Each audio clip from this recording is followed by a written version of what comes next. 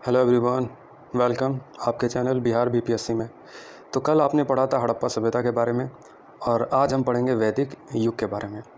वैदिक शब्द जो है ये ऋग्वेद से निकला है और ये जो पीरियड था ये बहुत ही ज़्यादा धार्मिक पीरियड था, जब संस्कृति हमारे यहाँ इवॉल्व हो रही थी और ऐसी चीज़ें इवॉल्व हो रही थी जो आज की संस्कृति से हमारे जो है अस्तित्व से जुड़ी हुई है। ठीक है, तो सबसे पहले तो सवाल ये है कि वैदिक एज के जो लोग थे जो वहाँ पे आके बसे थे वो आए कहाँ से थे। यानी कि वैदिक एज जो आर्या जो यहाँ पे आकर के सप्त सिंधु नदी के किनारे अपना डेरा बसेरा जो डालते हैं, ये लोग आते कहाँ से हैं। ठीक है, तो इसके बारे में इतिहासकारों का कई सारे मत मतांतर है। कुछ इतिहासकार कहते हैं कि वैदिक जो आर्यंस लोग हैं, आर्यन का मतलब होता है श्रेष्ठ, यानी कि जो सबसे श्रेष्ठ है, जो सबसे बेहतर है। और श्रेष्ठ का दृष्टिकोण केवल व्यक्ति के सिर्फ उसके धर्म से जुड़ा हुआ नहीं है, व्यक्ति के हर एक राजनीतिक, सामाजिक, आर्थिक हर एक मामला में वो आर्य का मतलब हो गया कि वो सबसे बेहतर है, सबसे श्रेष्ठ है, उसके पास रिसोर्सेज ज़्यादा है, उसके पास गुण ज़्यादा है, शिक्षा ज़्यादा है, ज्ञान ज़्यादा है। तो ये सब जो है आर्य के मीनिंग में जो है सब समाया हुआ है। ठीक है, अब सवाल ये है कि ये आर्य अपने आप को कहने वाले आखिर ये आर्य नाम का जो है नामकरण कैसे हुआ। ठीक है, ये इतिहास का बहुत इम्पोर्टेंट क्वेश्चन है कि आर्य को आर्य नाम देने वाला कौन था। ठीक है, निश्चय ही ये आर्य को आर्य नाम देने वाले और कोई नहीं होंगे, ये स्वयं वही लोग होंगे जिन्होंने अपने आप को ये नामकरण किया। ठीक है, अब सवाल ये उठता है कि हड़प्पा सभ्यता का जिस तरीके से हमने देखा था कि बहुत कह लें कि मैजिकली तरीके से जो है पूरी तरीके से जो विकसित सभ्यता थी, बहुत ऊंचा इमारत वो लोग बना रहे थे, बहुत बढ़िया सेटल्ड जो है उन लोगों ने प्लांट सिटी बना दिया था। तो आखिर वो सभ्यता इतनी जल्दी जो है 250-500 साल के बाद वो कैसे डिक्लाइन हो गई, कैसे वो ख़त्म हो गई। तो कुछ लोग कहते हैं कि ये आर्य ही लोग थे जिन्होंने इन सिंधु सभ्यता के लोगों के ऊपर आक्रमण किया और फिर उसके बाद जो है उनके सारे चीज़ों को ख़त्म करके फिर अपने तरीके से जो है जीवन यापन यहाँ पर शुरू करते हैं। ठीक है, ऐसा भी मत दिया जाता है। ठीक है, लेकिन पहला तो सवाल ये है कि ये आए कहाँ से। दक्षिणी साइबेरिया में स्थित एंड्रोनोवा संस्कृति से ये से जुड़े हुए थे, वहाँ से ये लोग आए थे, या हिंदू कुश उत्तर जो पहाड़ है वहाँ से जो है इन लोगों ने भारत में प्रवेश किया। देखिए, कहा जाता है ये दक्षिण एशिया से आए हैं, क्योंकि जो भाषा जो डेवलप हुआ है, जो भाषा ये डेवलप्ड हुआ लैटिन भाषा से ये संपर्क रखता है। संस्कृत भाषा लैटिन भाषा का बहुत समानांतर, बहुत सारे शब्द जो है समान रूप से मेल खाता है और उसके अर्थ जो है एक निकलता है। तो ऐसा अनुमान लगाया जाता है कि ये जो है दक्षिणी एशिया साइबेरिया क्षेत्र से जो है ट्रैवल करके आए हैं और हिंदू कुश पर्वत पार करके सिंधु नदी के किनारे अपना डेरा बसेरा डाल देते हैं। तो वैदिक जो आर्यन थे, इन वैदिक आर्यंस का फैलाव कहाँ तक था, ये कहाँ तक रह रहे थे, तो सप्त सिंधु के रूप में जाना जाता है। यानी कि ये जो फैलाव था वैदिक आर्यंस का, इनका नाम सप्त सिंधु के रूप में भी किताबों में जो है वर्णित मिलता है। और वो जो सप्त सिंधु जो शब्द यहाँ पे संस्कृति में यहाँ पर हमारे देश के नदियों के बारे में बताता है कि सिंधु वितास्ता यानी कि झेलम, अस्किनी, चेनाब, पुरुषनी, रवि, विपास, ब्यास और सुतोद्री, सतलज और सरस्वती। तो ये नाम जो है संस्कृत में आपके सामने है और ये नामकरण जो है वैदिक एज में हुआ करता था इन नदियों का। ठीक है, तो ऋग्वैदिक लोग जो रहते थे क्या करते थे, आखिर इन लोगों का समाज कैसा था। ये लोग जो है पढ़े लिखे नहीं थे, इन लोगों ने कोई लैंग्वेज डेवलप नहीं किया था, इन लोगों ने कोई लिटरेचर डेवलप नहीं किया था, लेकिन इन लोगों के पास जो लिटरेचर था बाद में ये लिटरेचर डेवलप हुआ, क्योंकि वेद के बारे में कहा जाता है कि वेद जो है ईश्वरीय ग्रंथ के रूप में लोग जानते हैं और ये वेद को लोग पढ़ते हैं और पढ़ करके जो है पहले जो है ऋषि अपने शिष्यों को याद करवाते थे और फिर वो उसके जो शिष्य होते थे फिर वो अपने पीछे अपने बाद के लोगों को वो पढ़ाते थे और उसको ऐसे ही लिखते थे नहीं। ठीक है, बाद के 1000 सालों के बाद जो है कहा जाता है कि वेद को जो है किताबों में और पन्नों में लिखा गया। ठीक है, और अभी जो हमारे पास वेद है साक्षात वो वेद नहीं है जो वेद पहले हुआ करता था, ऐसा भी कहा जाता है। ठीक है, तो आखिर ये लोग का रहन सहन कैसा था। ये लोग अक्सर जो है ग्रामीण तरीके से जो है रहते थे, गायों को पालते थे और जो है इनका समाज जो है बिल्कुल लोकतांत्रिक हुआ करता था और ये लोग जो है लड़ाइयाँ लड़ते थे अपने ज़मीन के लिए, गायों के लिए आपस में जो है लड़ाइयाँ होती थी एक दूसरे के बीच में। तो मवेशियों का झुंड और पालतू जानवरों को चराते थे और इनको परवरिश करते थे। भौगोलिक विस्तार में बात करें तो धीरे धीरे जो है सप्त सिंधु नदी से अब ये यूपी और बाकी के बिहार वाले राज्यों में जो है इन लोगों ने अपना बसेरा जो है स्टार्ट किया, धीरे धीरे आगे बढ़ते चले गए। यूपी जैसे कि कौशल, नॉर्थ बिहार, हमारा विदर्भ का जो पार्ट है बिहार का, यहाँ तक उन लोगों ने जो है सप्त सिंधु सभ्यता के लोगों ने अपना जो है विस्तार को बढ़ाया। ठीक है, तो ये लोग जब अलग अलग लोगों के बीच में जब आए, हमारे कंट्री में देख रहे हैं कि एक भाषा नहीं है, सैकड़ों भाषाएं बोलने वाले यहाँ पे लोग आपको मिल जाएंगे। लेकिन जो भाषा है वो भाषा जो संस्कृत भाषा हो गया, ये कहा जाता है कि ये मदर है कई सारे भाषाओं का, क्योंकि इस भाषा से ही काफ़ी सारे भाषाओं का डेवलप हुआ है, कई भाषाओं का जो है जन्म हुआ है, और इसी वजह से संस्कृत को मदर ऑफ लैंग्वेज कहा जाता है।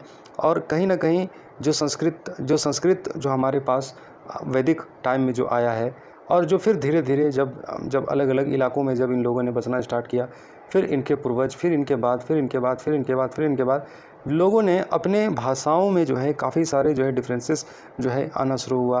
काफ़ी सारे भाषाएं आम अपना जो है बातचीत करने के लिए डेवलप कर लिए लोगों ने, और फिर हम देख सकते हैं कि आज देश में कितनी सारी भाषाएं बोली जाती है।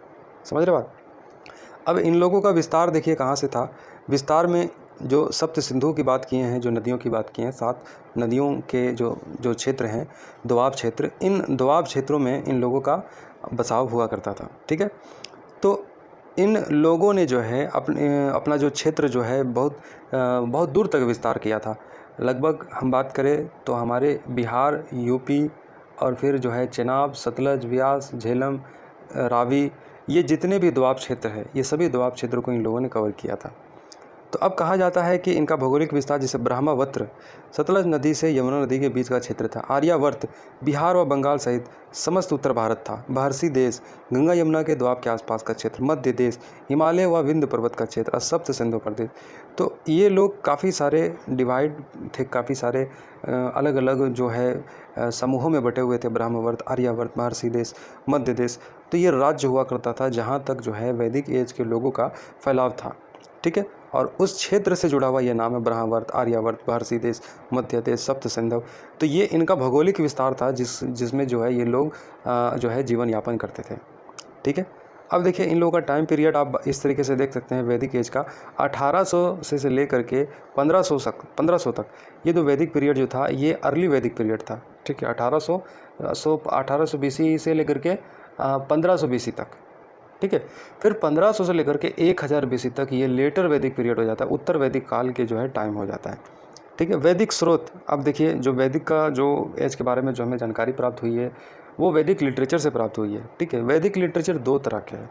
एक लिटरेचर जैसा कि मैंने कहा कि जो वेद था वो ईश्वरीय वाणी के रूप में जो है वो चीज़ों को जो है प्रस्तुत किया जाता था कि ये किसी मनुष्य के द्वारा लिखा हुआ नहीं है, ईश्वर के द्वारा, परशुराम के द्वारा अवतरित ग्रंथ है, जिसको लेकर जो है ये कहा जाता था कि उस वक्त हो सकता है कि कोई लिटरेचर डेवलप ना हुआ, लेकिन जब वेद पढ़ा जाता होगा वो कोई ना कोई लिटरेचर बाद में डेवलप हुआ तो वेद लिखा गया। लेकिन पहले वेद लिखा नहीं जाता था, वेद को जो है सुना जाता था और उसको याद किया जाता था। सुन करके उसको याद करने का जो है काम होता था, और फिर समाज, संस्कृति, राजनीति, आर्थिक जीवन सब उसी हिसाब से चलता था। जो वेद के अंदर वर्णन होता था, जो वेद के अंदर चीज़ें होती थी, उसी हिसाब से जो है समाज, संस्कृति सब कुछ चला करता था। अब देखिए स्मृति का मतलब हो गया कि याद की हुई चीज़ें, यानी कि वेद को सुना जाता था और याद किया जाता था। केवल ये 2 चीज़ें होती थी, याद करने का और सुनने का काम होता था। ठीक है, अब सवाल ये है कि ये जो वैदिक काल जो था ये कितने सारे जो है साहित्य को डेवलप किया। सबसे पहला, सबसे प्राचीन तो पहले ऋग्वेद था, और ऋग्वेद को ही पढ़ने के लिए, समझने के लिए और भी वेदों का निर्माण किया गया ऋग्वेद से ही सामवेदा बना। ठीक है, जिसमें म्यूजिक के बारे में बताया गया है, कैसे जो है वेदा को पढ़ना है, वेदा को पढ़ने का, उच्चारण करने का, वेदा को पढ़ करके ईश्वर को प्रसन्न करने का, देवताओं को प्रसन्न करने का क्या तरीका, क्या होना चाहिए, ये इसमें बताया गया। यजुर्वेदा में बताया गया है, ये विद्या बताई गई है। इसके अंदर थोड़ा सा सामाजिक जीवन से जुड़ा हुआ औषधियों के बारे में बताया गया। अथर्ववेदा में बताया गया है मैजिक के बारे में, जो है इसका काट कैसे किया जाए ये बताया गया है। ठीक है, तो देखिए यहाँ पर नाम लिखा हुआ है, ऋग्वेदा को कहा गया है सबसे पुराना वेद, ठीक है। सामवेदा को कहा गया है कि ये सिंगिंग कैसे है, मतलब कह लें कि जो संगीत का जो दुनिया है, इस दुनिया को इंट्रोड्यूस करने का काम सामवेदा ने ही किया था। सामवेदा इसके बारे में बताता है कि संगीत क्या चीज़ होता है, और संगीत का पहल जो है ऋग्वेद को पढ़ने के, उसके मात्रा और उसके उच्चारण से जुड़ा हुआ है, ठीक है। और यजुर्वेदा के बारे में कहा जाता है कि ये बुक ऑफ प्रेयर है, कैसे प्रार्थनाएँ की जाती है, कैसे जो है पूजा की जाती है, ये बताता है। अथर्ववेदा मैजिक और चांट के बारे में बताता है और उसके काट के बारे में बताता है, ठीक है। ऋग्वेदा की विशेषताओं के बारे में अगर देखिएगा तो बहुत डिटेल में यहाँ पर कहा जा रहा है कि 10वां मंडल जो है सबसे नया है, सबसे ताज़ा है। 9वां मंडल कॉस्मोलॉजी और देवी देवताओं के वर्णन को प्रस्तुत करता है। 1 से लेकर के 10 तक कई सारे सोसाइटी और समाज में जो है हमारे जो डेवलपमेंट हुआ उसके बारे में बताता है। 2 से 7 तक ये सबसे पुराना जो है, ये बाद में जोड़ा गया, ये सबसे ज़्यादा पुराना जो है इसका मंत्र है। 1 से 10 तक यंगेस्ट और लॉन्गेस्ट, सबसे बड़ा और सबसे लंबा है। 1028 इसके अंदर जो है क्या कहते हैं कि इसके अंदर कर्मकांड और अग्नि वर्चुअल्स इसके अंदर जो है दिया गया है, ठीक है। सामवेदा के बारे में जैसा कि हमने आपको बताया कि सामवेदा एक ऐसा किताब है जिसमें बताया गया है कि वेदा को पढ़ना कैसे है, ठीक है। यजुर्वेदा के बारे में बताया गया है ये पूजा पाठ, कर्म कांड, ये सारी चीज़ों को कैसे जो है करना है। और अथर्ववेदा के बारे में बताया गया है कि चीज़ों को पढ़ने के बाद जो है जो गलत चीज़ें जो है उससे किस तरीके से उसका काट किया जाए, मैजिक के बारे में, और उससे छुटकारा, उससे चीज़ों को जो है जैसा सोसाइटी था उस हिसाब से जो है चीज़ें जो है उस टाइम में चल रही थी। अब देखिए वैदिक स्रोत की बात करें तो ऋग्वेदा जो है ऐत्रेय और कौशिकत्री ब्राह्मण से जुड़ा हुआ है। सामवेदा तांड्य और जामिनी से जुड़ा हुआ है। यजुर्वेदा तैत्तिरीय शतपथ ब्राह्मण से जुड़ा हुआ है। अथर्ववेदा और जो है गोपात ब्राह्मण से जुड़ा हुआ है। यानी कि ये इनके कह सकते हैं कि इनके रचयिता कह लीजिए या फिर इनको कह लीजिए कलेक्ट करने वाले जो थे ये लोग थे। वैदिक स्रोत में और भी काफ़ी सारे, जैसे कि अरण्यक इसमें क्या है, अरण्यक जो है ये कहा जाता है कि इसके अंदर जो जंगल का जो वर्णन है, जंगल में जो है इसको जो है किस तरीके से जीवन को गुजार करके इसको इस फिलॉसफी को डेवलप किया गया था, तो इसके बारे में बताता है चीज़ों को किस तरीके से जो है डेवलप हुई। वैदिक सोर्स में देखिएगा उपनिषद भी इसी का पार्ट है, यानी कि ये वेद की व्याख्या है, वेद की ये व्याख्या है।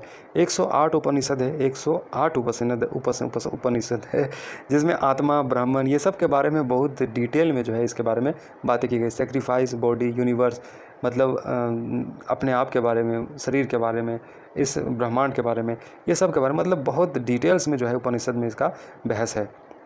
और वैदिक काल की बात करें, देखिएगा ऐत्रेय, ब्राह्मण, तैत्तिरीय, छंदो, ये सब जो है ये सब उपनिषद, ये सब उपनिषद है, ठीक है।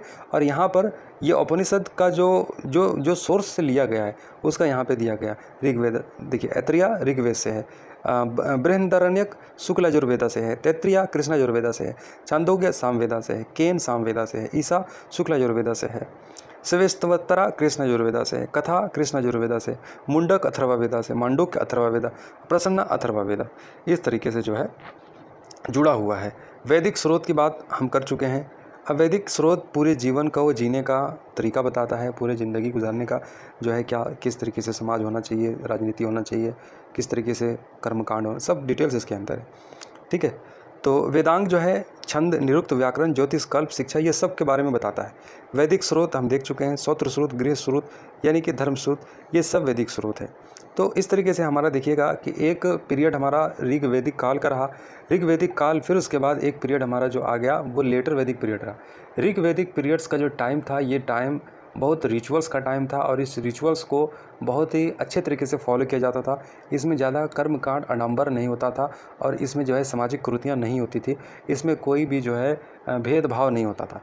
लेकिन जब लेटर वैदिक पीरियड का जो टाइम आएगा, इसमें सारी चीज़ें बदल जाएगी, ठीक है। ब्रह्मा के मुख से ब्राह्मण, हाथों से क्षत्रिय, कमर से वैश्य और पैरों से शूद्र, ये समाज को इस तरीके से बांट दिया जाएगा। और फिर जो सबसे निचले तबके में जिसको रखा गया शूद्र को, उसको समाज का शोषण करने का जो है एक जरिया बन जाएगा। और फिर उससे जो है समाज फिर धीरे धीरे जो हिंदुस्तान, हमारे भारत का जो उससे जो हमारी जो बीज है, वो आज तक जो आप देख सकते हैं कि किस तरीके से समाज बटा हुआ है। ये 4 वर्णों को बांटने के बाद ये भारत का जो कह लें कि पूरा सिस्टम जो है कह लें कि कमज़ोर पड़ गया और इसका जो है एक बहुत बड़ा जो है खामियाजा भुगतना पड़ रहा है एक बहुत बड़ी कम्युनिटी को आज तक। इंसान सभी बराबर है, लेकिन इस तरीके से कुछ लोगों ने अपने शासन पद्धति को बेहतर बनाने के लिए, अपने शासन को थोपने के लिए इस तरीके से समाज को बांट करके, इस तरीके से चीज़ें करके आज तक जिसका खामियाजा भुगतना पड़ रहा है, देखना पड़ रहा है। ठीक है, तो ये इसकी जड़ें आपको वहाँ मिलेगी, लेटर वैदिक काल में मिलेगी, जहाँ से चीज़ें बिगड़नी शुरू हो गई, समाज जो है ख़राब होना स्टार्ट हो गया, और जो आज तक इसकी चुभन जो है देखने को मिल सकती है। अब इसके बाद इस चुभन को जिसने दूर किया, इस चुभन को जिसने निकाला, इस सुई को जिसने हटाया, इस दाग धब्बे को जिसने धोया, वो बुद्धा ने धोया, जैनिज्म ने धोया, महावीर जैन ने धोया। ये दो जो मत थे, जो रिलीजन बन करके सामने आए, ये दो मत ने फिर पूरे दुनिया को, हिंदुस्तान को एक नया रास्ता दिया। और जो लोग दबे कुचे जो लोग थे, जो लेटर वैदिक पीरियड में जिनको दबाया गया था, कुचला गया था, फिर वो एक नई शक्ति और नई ऊर्जा के साथ उभर कर बुद्ध धर्म से और फिर जैन धर्म से जो है वो के रूप में सामने आएंगे। इसका जिक्र हम अब नेक्स्ट वीडियो में करेंगे। अच्छा लगा तो लाइक कीजिए, और परमानेंट अगर आप बनना चाहते हैं हमारे व्यूवर्स, तो चैनल को सब्सक्राइब कीजिए, नोटिफिकेशन का जो है बेल आइकन प्रेस कीजिए, ठीक है, और अपने दोस्तों से शेयर कीजिए। Thank you.